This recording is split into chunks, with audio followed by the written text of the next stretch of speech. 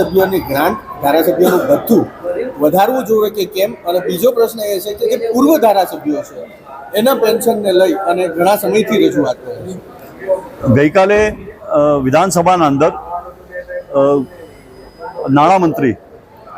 કનુભાઈ દેસાઈને જ્યારે એ ચર્ચા દરમિયાન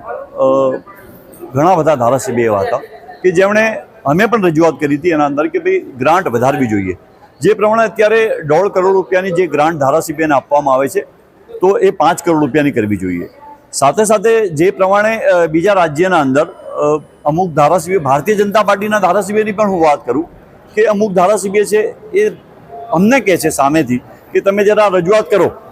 કે અમે તો નથી બોલી શકતા પણ તમે રજૂઆત કરો કે બીજા સ્ટેટના અંદર બીજા રાજ્યના અંદર જે પ્રમાણે ધારાસભ્યને પગાર ભથ્થા વધારવામાં આવ્યા છે તેવી રીતે મહારાષ્ટ્રની વાત કરું કે મહારાષ્ટ્રના અંદર 2.5 લાખ રૂપિયા ધારાસભ્યને પગાર ને ભથ્થાના મળતા હોય છે, ત્યારે ગુજરાતના અંદર ધારાસભ્યને જે ભથ્થા અને પગારને મળીને 1 લાખ રૂપિયા આપવામાં આવે છે. ત્યારે ધારાસભ્યના અંદર પણ જે બીજેપીના ધારાસભ્ય છે, આપના ધારાસભ્ય છે કે બીજા અમારી પાર્ટીના ધારાસભ્ય છે, દરેકના અંદર એવું છે કે અત્યારે જે પ્રમાણે સંસદ સભ્યના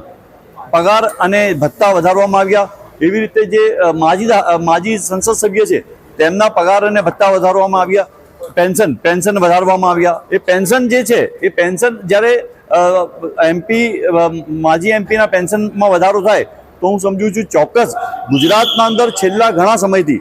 બાબુભાઈ મેઘજીભાઈ શાહ અને એમના સાથે જોડાયેલા માજી ઘણા બધા જે ધારાસભ્ય છે એ પોતે પણ રજૂઆત કરે છે અને આખી એમણે એક કે ભાઈ અમે જે માજી ધારાસભ્ય છે એના પેન્શન જે છે પેન્શન ચાલુ કરવું જોઈએ. સરકારના અંદર અવારનવાર આ રજૂઆત પણ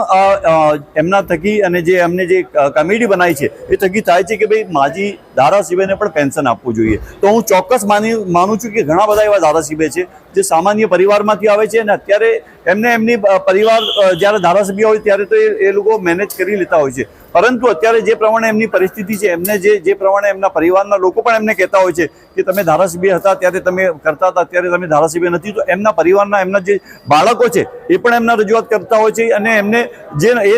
એ ટાઈમમાં કે તમે કશું જે એ સમયમાં કરવાનું હતું તમે નહીં કર્યા, કંઈ તમે ખાલી સેવાના અંદર જ તમારું જીવન વિતાવી દીધું. આજે એવી પરિસ્થિતિના અંદર જ્યારે એમને